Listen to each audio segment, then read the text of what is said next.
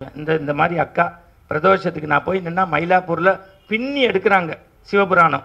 நமச்சிவாய வாழ்க, நாதன் தாழ் வாழ்க, இமைப்படுத்தும் என் நெஞ்சில் நீங்காதான் தாழ் வாழ்க. அக்கா சாமி இங்கே என்ன தெரியும், வீட்டுக்காரர் வாங்கி கொடுத்த செருப்பு அங்கே இருக்கு அப்படிங்குது. 400 ரூபா செருப்பையே நம்மளால பற்ற துறக்க முடியலையே, உண்மையா இல்லையா? எது இந்து தர்மம்? நம்ம பேசிட்டு சார், உலகத்திலேயே ஸ்கூட்டரில் போகும்போது பிள்ளையாருக்கு பிள்ளைங் கிஸ் கொடுக்கக்கூடிய ஒரே இனம் நம்ம இனம் தான் சார். இவன் என்ன மோடியோடைய கை குலுக்க போறான்? நின்று சாமி கும்பிட்டு போ அப்படின்ட்டு போவான். நமக்கு 5 முறை தொழுகணும்னு அவசியம் இல்லை, சண்டே சர்ச்சுக்கு போகணும்னு இல்லை, முடிஞ்சா சாமி கும்பிடு, இல்லைன்னா வீட்டில் இரு. நீ கேட்குறப்பெல்லாம் கடவுள் வந்து இந்த மாதிரி இன்னொன்று கொடுப்பினை இருந்தால் தான் ஒருத்தன் இந்துவா பிறக்க முடியும்.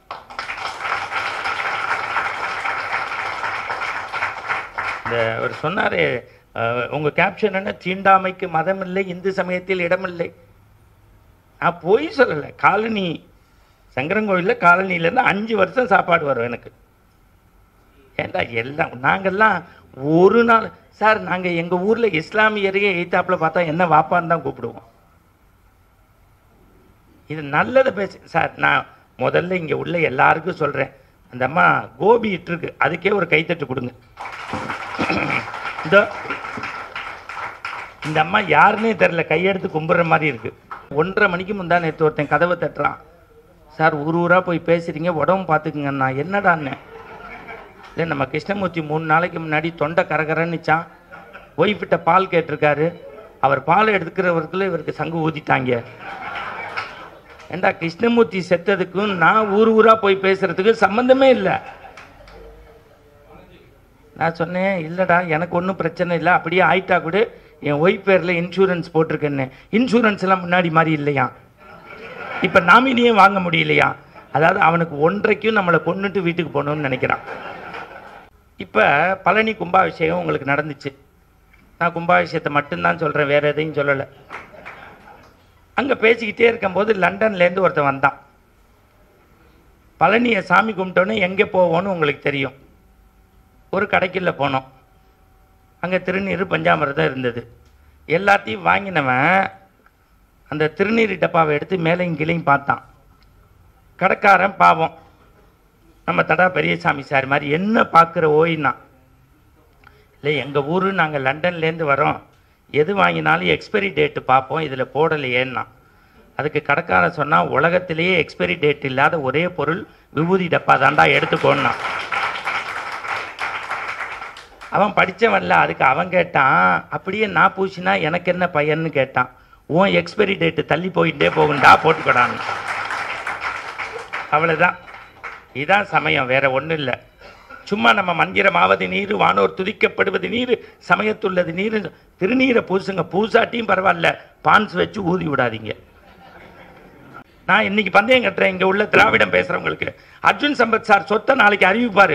அவர் யோசிக்கிறாரு, சொந்த செலவில் நான் இப்போ சூனியம் வச்சுக்கிட்டேன்.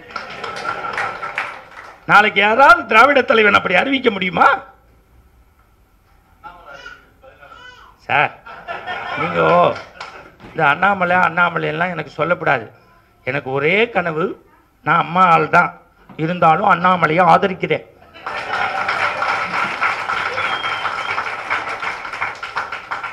அண்ணாமலை மாதிரி ஒருத்தர் குச்சி எடுத்தாதான் இங்கே சில பேர் கணக்கை கரெக்டாக காட்டுவாள். சார், ஒரு குழந்தை காசை வாயில் போட்டான், டாக்டர் வந்து எடுத்து பார்த்தாரு, எடுக்க முடியல. சித்த வைத்தியர் எடுத்து பார்த்தாரு, முடியல. ஊர் பஞ்சாயத்து தலைவர் எடுத்து பார்த்தாரு, எடுக்க முடியல. டக்குன்னு ஒருத்தன் வந்தான், தலையில் இப்படி தட்டினா காசு கீழே விழுந்துச்சு. அந்த அம்மா ஆச்சரியமானுச்சு, நான் இன்கம் டேக்ஸ் ஆஃபீஸர், எங்கே தட்டினா எங்கே விழுகுன்னு எனக்கு தெரியும்னுச்சு. அந்த மாதிரி இப்போ அண்ணாமலை குச்சியை எடுத்திருக்கார், எங்கே தட்டினா எங்கே கணக்கு வரும்னு அவருக்கு தெரியும். இப்போ எல்லா ஏழரையும் என் வாயிலேருந்து வாய் வர வச்சுட்டீங்க. அண்ணாமலை தர்மம் பேசுறாரு, உண்மை பேசுறாரு. அவன் அந்த புல்லட் ட்ரெயின் மாதிரி போயிட்டு இருக்காரு. நம்ம ஊர்ல ஒருத்தன் புல்லட்ல ஏறி ட்ரெயின்ல போயிட்டு இருக்கான். அதெல்லாம் நீங்க தடை போடவே முடியாது. எனக்கு என்னமோ நீங்க சிரிக்கிறத பார்த்தா அடுத்த ஆதி திராவிட நலத்துறை அமைச்சரா நீங்க ஆயிடுவேலோன்னு தோன்றது. நல்லாதான் கைத்தட்டி வைங்களேன்.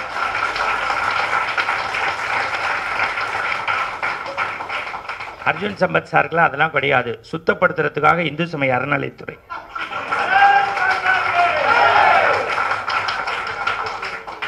கோபால்ஜி பார்க்குறாரு, எனக்கு என்னடா கொடுக்க போறேன்னு. நீங்க எல்லாம் உண்மையான ஆலோசகர் சார். இதுல என்ன சந்தோஷம் தானே. நீங்க நல்லா உண்டை கட்டி கூட இங்க வழி கிடையாது. கடலூர்ல மாநாட்டில் உண்மை. இப்ப எனக்கெல்லாம் நான்லாம் காசு வாங்காம எங்கேயும் போனதே இல்லை. பதறாப்புல, அப்படியே நெஞ்செல்லாம் பிடிக்கிறாப்புல. சார் இந்த கூட்டத்தில் பேசுறதுக்கு லட்சத்தை கொடுத்துட்டு பேசலாம் சார். போதுண்டா. எவ்வளவு வருஷமா உலகத்திலே இந்திய வரைபடத்தில் நீங்க பாருங்களேன், தமிழ்நாடு மட்டும்தான் தனிச்சு இருக்கோம், ஏமாத்திக்கிட்டே இருக்கான். இங்கே உணர்ச்சி, ஜாதி, மதம், இனத்தை காட்டி எல்லாத்தையும் பிரிக்கிறான். நான் கண்டிப்பாக சொல்கிறேன், கோச்சுக்காதீங்க, தைரியமாக போடுங்க.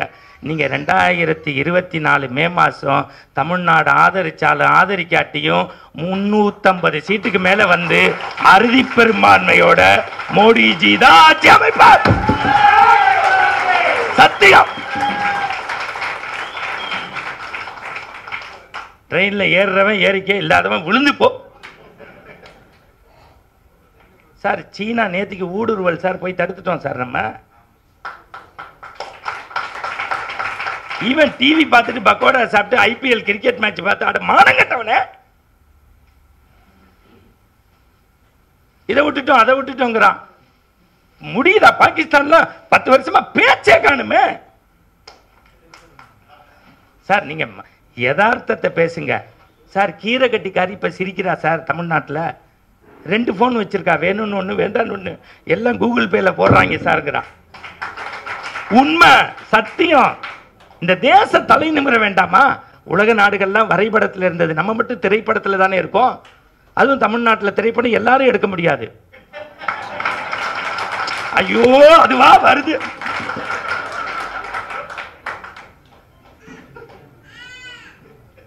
நாங்கள் ஸ்கூல் நடத்துவோம், தமிழ் மட்டும் இருக்காது.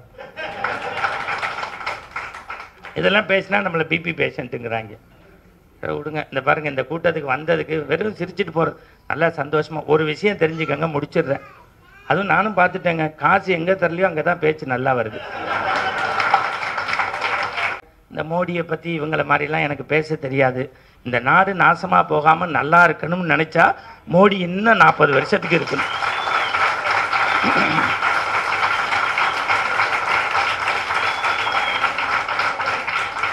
அதை பற்றி யார் பேசணும்னா, இந்த எக்மோரில் அவர் சொல்கிற மாதிரி ஆந்திராவை தாண்டாதவன் பேசக்கூடாது. பிப்ரவரி 2ஆம் மாதத்துலேருந்து மார்ச் 3ஆம் மாதம் வரைக்கும் நியூயார்க்கு, சான் பிரான்சிஸ்கோ, டாலஸ், அட்லாண்டா போயிட்டு வரேன். 9 மாநிலங்களில் போய் பேசுகிறேன். அவங்க அங்கே உள்ள இந்தியர்கள் சொல்கிறாங்க, நேருவுக்கு பிறகு ஒரு கம்பீரமான, ஒரு தைரியமான, நெஞ்சை நிமிர்த்தி இந்திய தேசத்தினுடைய பாரம்பரிய பெருமையை காக்கக்கூடிய மோடியால் மட்டும்தான் நாங்கள் நிம்மதியாக இருக்கோம்.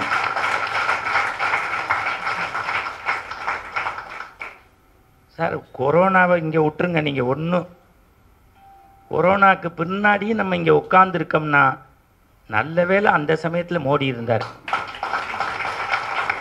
இதெல்லாம் நீங்கள் சாதாரண விஷயத்தை கொண்டு போய் மக்கள்கிட்ட சேருங்க சார். பக்கத்து ஸ்ரீலங்கா குப்புறப்படுத்திட்டான். பாகிஸ்தான் என்ன நடக்க போகுதுன்னே தெரியல சார். எல்லாம் மோடி என்ன கிழிச்சார்னு கேட்குறவனுக்கு ஒன்று கேளுங்க. இந்த உக்ரைன் வார் நடந்த போது இந்த பிள்ளைங்களை காப்பாற்றி கொண்டு வந்தானே, அங்கே இந்து பார்த்தாரா, இஸ்லாமியர் பார்த்தாரா, கவுண்டர் பார்த்தாரா, மதுரையார் பார்த்தாரா, செட்டியர் பார்த்தாரா, ஐயர் பார்த்தாரா? உலகத்தில் எந்த நாட்டிலையும் அப்படி நடக்கலைன்னு பத்திரிக்கை எழுதுறா சார். ஆனால் எங்கள் ராமகிருஷ்ணா மடத்துக்கு நீங்கள் வரமாட்டீங்க.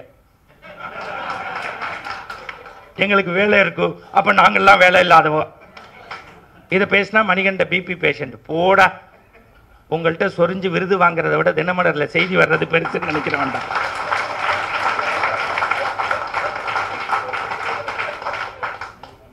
இப்போ ஐயா சுகி சிவத்தை பேசக்கூடாதுன்னு தான் நான் நினச்சி வந்தேன். எனக்கு குருநாதர், அவரால் தான் நான் பேமெண்ட்டு ஜாஸ்தி வாங்கினேன், படித்தேன், உண்மையை ஒத்துக்கிறேன். ஆனால் ஐயாட்ட ஒன்று கேட்குறேன், 50 வருஷமாக நீங்கள் மேடையில் பேசுகிறீங்க, தமிழ்நாட்டை நல்லா ஆக்கணுங்கிறீங்களா? இங்கேருந்து யூடியூப் மூலியமாக அவருக்கு பந்தயம் போடுறேன். இன்னிலேருந்து நீங்கள் 50 வருஷம் பேசிட்டீங்க, 70 வயசை தொட்டுட்டீங்க.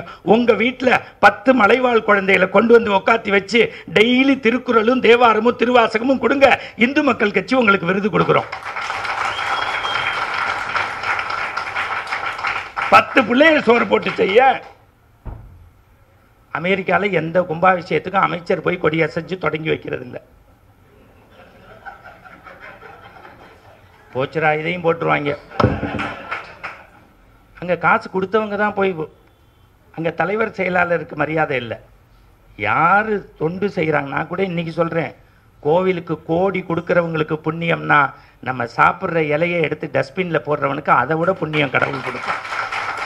அதானே உண்மை.